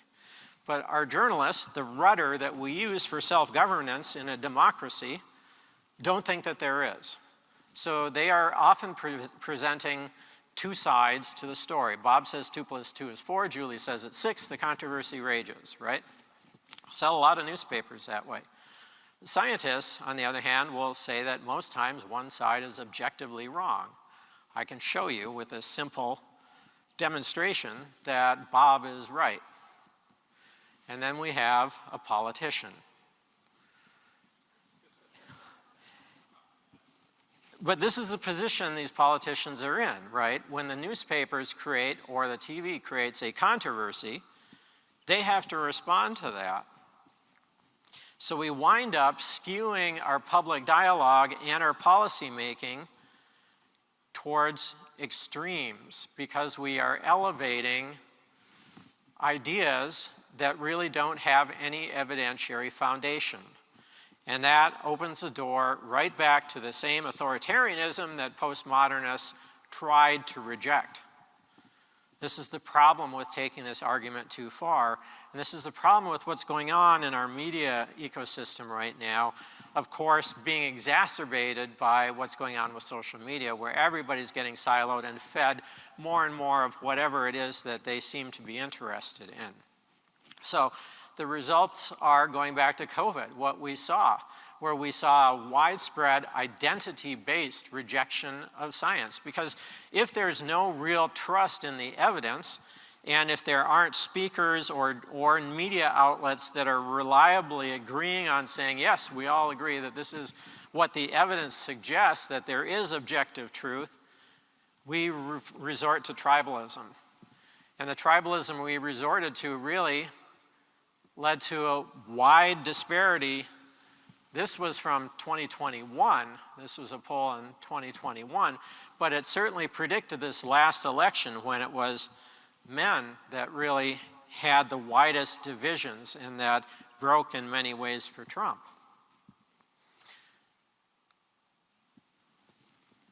But the results can be tragic. So this chart shows COVID deaths, and if you remember, the deaths were rising until the vaccines became available in early 2020, right? And then they began to fall. The Republican deaths were about 1.5 times the deaths of Democrats at that time because the issue was already politicized. Republicans were less likely to wear a mask. They thought they were, thinking that wearing a mask was somehow weak or effeminate, and were rejecting stay-at-home protective orders, arguing that this was an intrusion of civil liberty.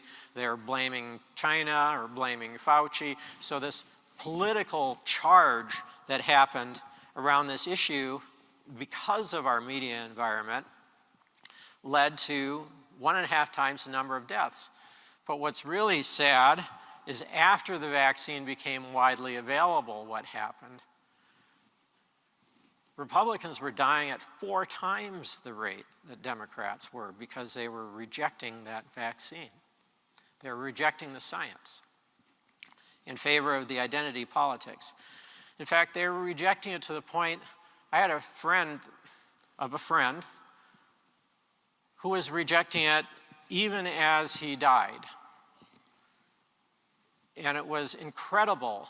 There's no movie-like at the end comeuppance when it comes to the real world, where people come to Jesus and they see the error of their ways. No, we hang on to the error of our ways, even to death. In fact, we double down into death with it. That's a powerful thing to think about. Finally, the Industrial War in Science, not finally, but next, the Industrial War in Science. Edward Bernays was part of the Creel Committee, created by Woodrow Wilson to convince Americans to enter World War I. And the Creel Committee, or Creel Commission, it's called both things, was essentially a propaganda outfit to surround Americans with all kinds of avenues of information that all gave them slanted news and information that were convincing them to go into World War I, because America was really a separatist, protectionist, non-internationalist country at the time.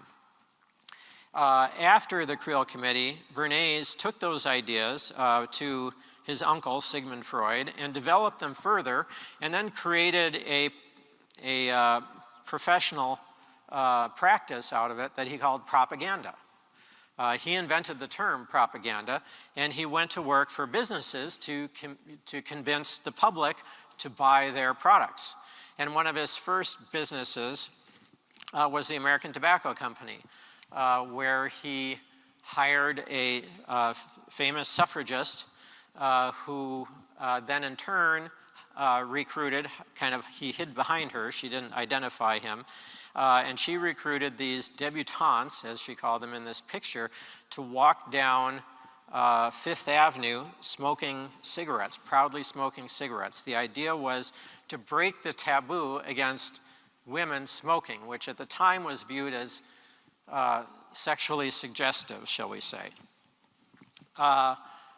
These women proudly smoked, and Bernays had newspaper photographers lined up taking their pictures, and it was in newspapers across the country, and they called their cigarettes torches of freedom. It was so effective that women across the country did begin smoking in public, and the sales of American Tobacco Company skyrocketed. Since then, freedom has been used more often as the #1 propaganda technique or appeal than any other word or idea. And this idea of hiding behind someone else so that people don't really know who's manipulating you is a common third-party technique, as he called it. Now, of course, since then, the field of propaganda, since the Nazis used Bernays' ideas and his book called Propaganda, it's been thoroughly greenwashed, I guess, as it's been retitled Public Relations.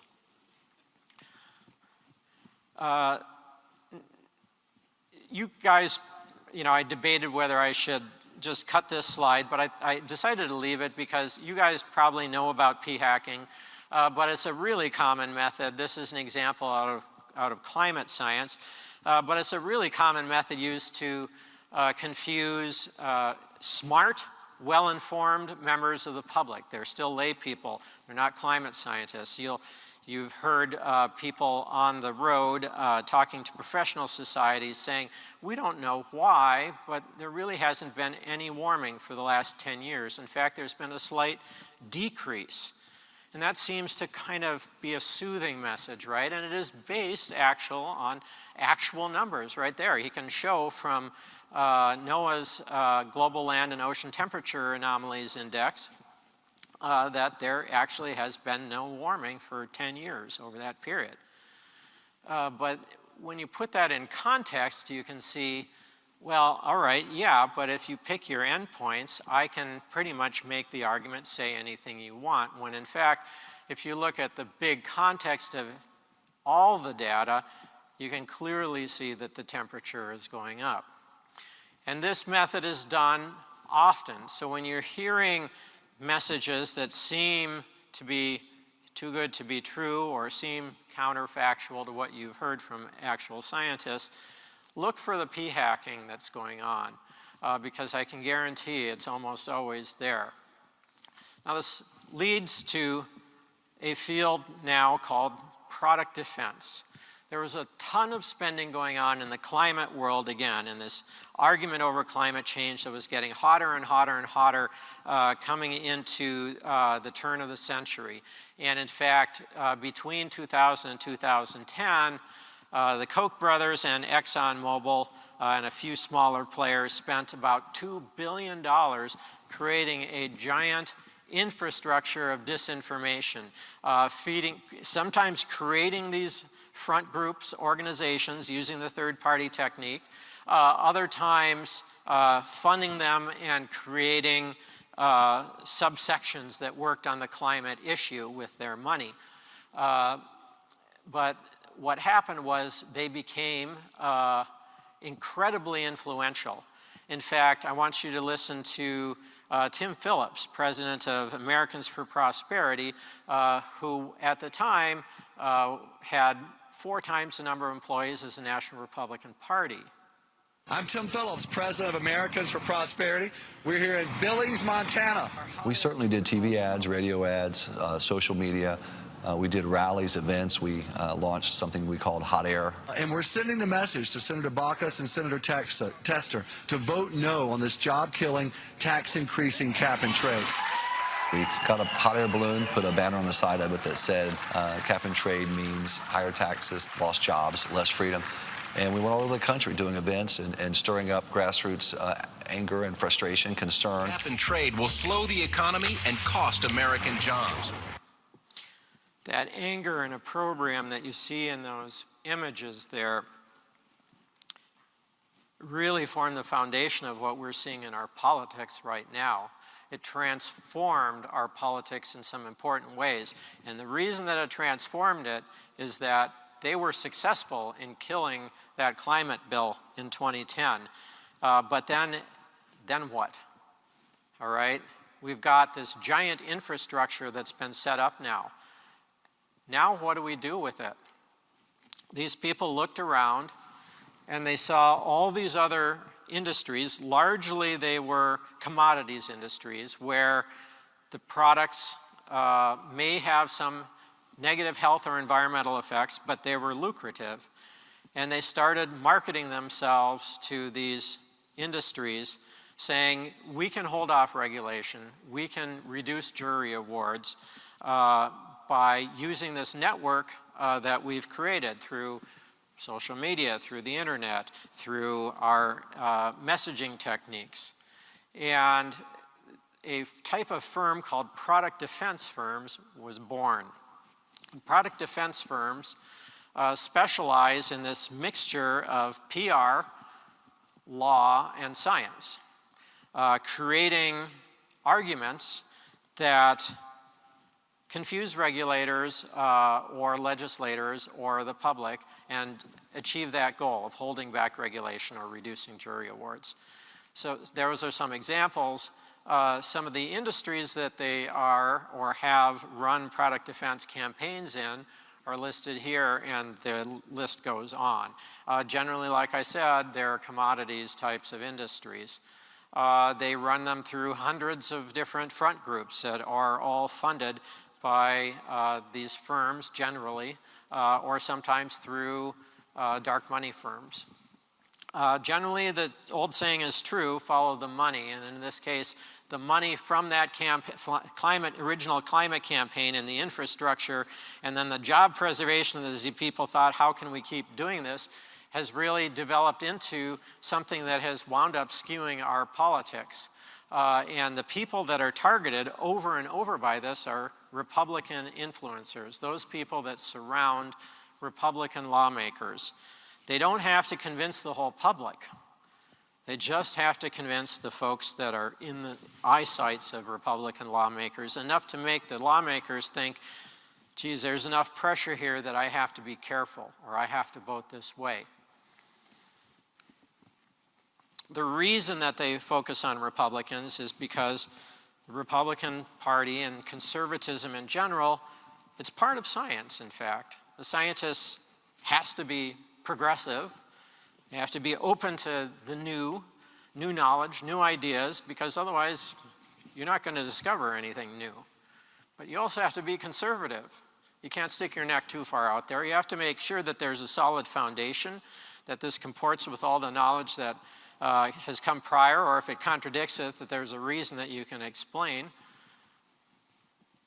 But lawmakers have this, especially conservative lawmakers, have this same objective. They can't stick their necks out too far either, or they get chopped off, they get unelected. And particularly in the Republican side, the impetus is to say, let's just hold on a little bit. So that's why they were targeted as the easiest pickings, because if you can get enough of them to say no, you can hold back the regulation. So the Product Defense Playbook really, like I said, the idea is to maximize revenue from a harmful but lucrative product. And it's famously played out with lead, with pesticides, with tobacco, and particularly fossil fuels, but it's also been beginning to appear in all these other industries. Particularly around 2011, I was at the AAAS meeting, and I was talking to Jane Lubchenco, and she was talking about how it seemed like there was this kind of just bubbling up of anti-science, and like it was spreading virally somehow. And nobody really knew why this was happening. It was coming out of the climate and pulling to all these other areas, and it was because of these product defense firms really beginning to work, as we later learned. The tactics are, again, to surround these lawmakers with this information, to create this conceptual web. So argue there are uncertainties, so therefore we should do nothing. Vilify and intimidate scientists who disagree, hire scientists to cast doubt on the established science. Captured journals will then publish these alternative facts, if you will, and the uncertainties. Paid influencers then quote the journals and gin up controversy.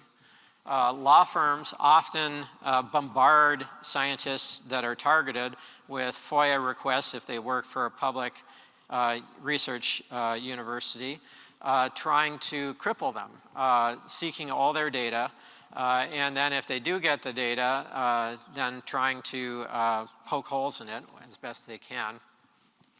Professional societies, like the Center of the American Experiment in Minnesota, with likely Republican donors, then host fake experts on the speaking circuit. Slanted talk, radio, print, TV, news, and billboards kind of harmonize on the campaign message. And then you have social media trolls that punish people if they're online talking about this in a way that the product defense firm doesn't want, that's contrary to the campaign, or to reward other people in online conversation.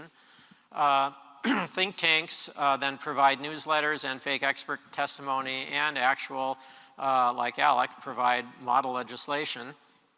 AstroTurf organizations like Tim Phillips, Americans for Prosperity, mount these visibility campaigns in lawmakers' districts. You saw him talking about being in the lawmakers' Tester and Bacchus's districts to try to put pressure on them. And then you'll see lawmakers afraid of being knocked out. They wind up parroting this and helping to reinforce the disinformation, and the thing begins to get a message of its own. So you can start to see why our friends who are, and some of us in this room, I'm sure, who are Republican or conservative leaning, wind up bombarded with more and more disinformation. And once you get on one of these lists, you get served up more and more and more and more of it. Because if you're a donor, or if you're in a type of profession that is likely to be a donor, you're a business executive, you're an attorney, you're an engineer, you're a political activist, you get served this stuff much more than other people. And it begins to erode your sense of what is real. And you begin to rely more and more on your identity grouping to make your decisions. So you can see how the divisions have bubbled up in our politics and have really begun to drive us apart as a society. Now, taking advantage of this is the international war on science, something that's particularly waged by authoritarian countries who seek to weaken democracies. Here's a quote from Marguerite Simonian, who is Putin's chief propagandist. there she is essentially saying there's no such thing as objectivity, using that same argument. And yes, all journalism is opinion, but it's not true that there's no such thing as objectivity. In fact, when you think about it, what science is journalism, right? I mean, you guys have journals, and all it is one giant story where we're telling the story of what we tried out, what experiments we ran, what they showed, and what we think it means.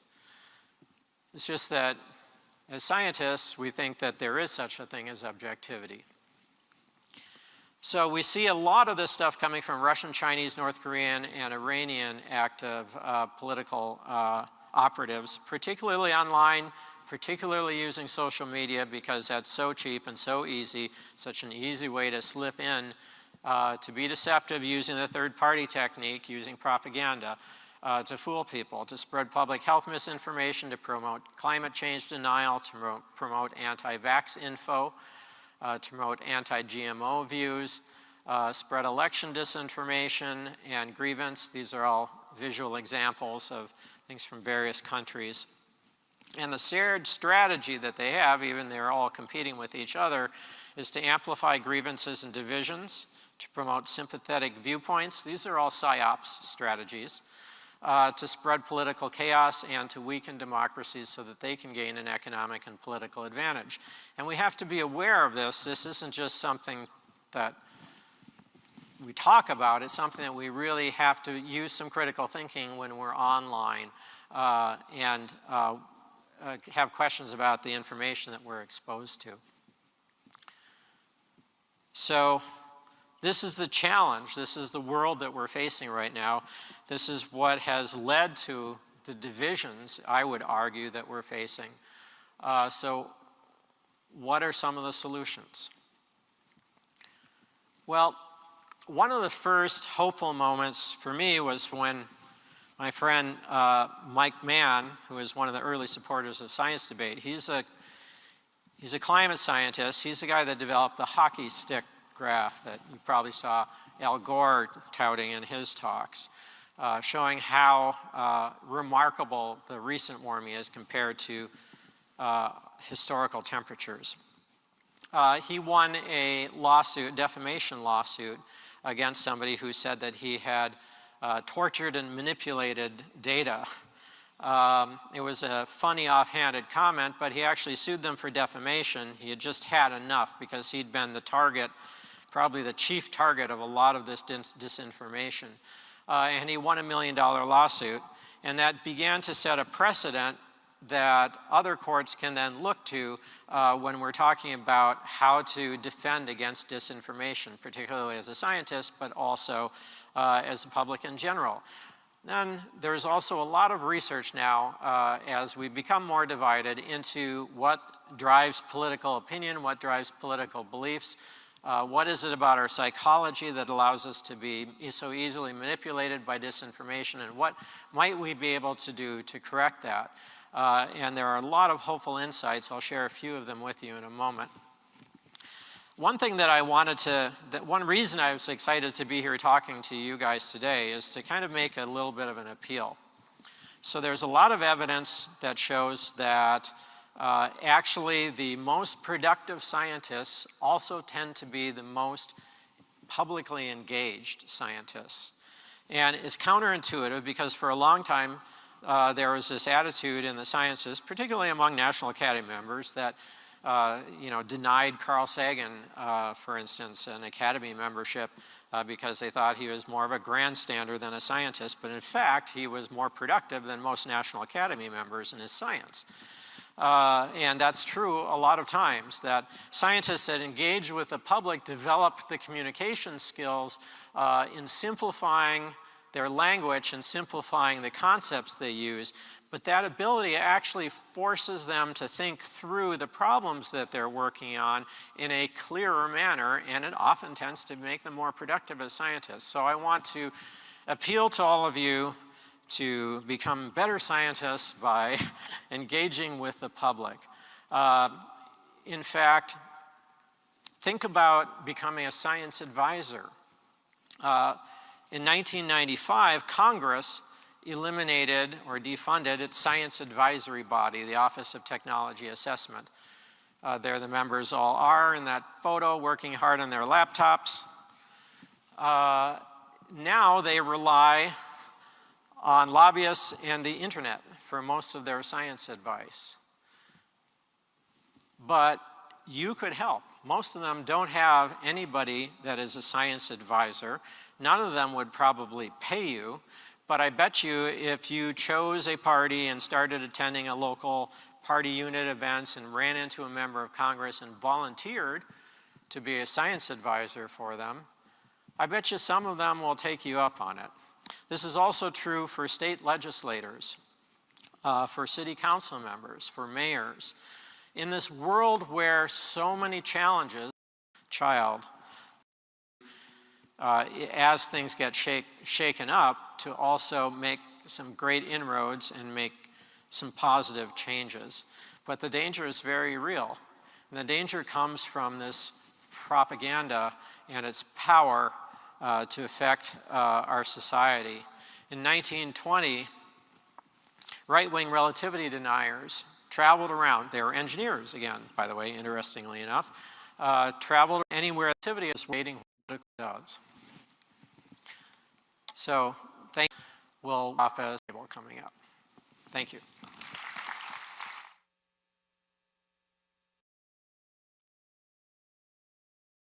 All right. That's gonna be it for this stream. Just wanted to watch that real quick. So thanks for joining if you joined.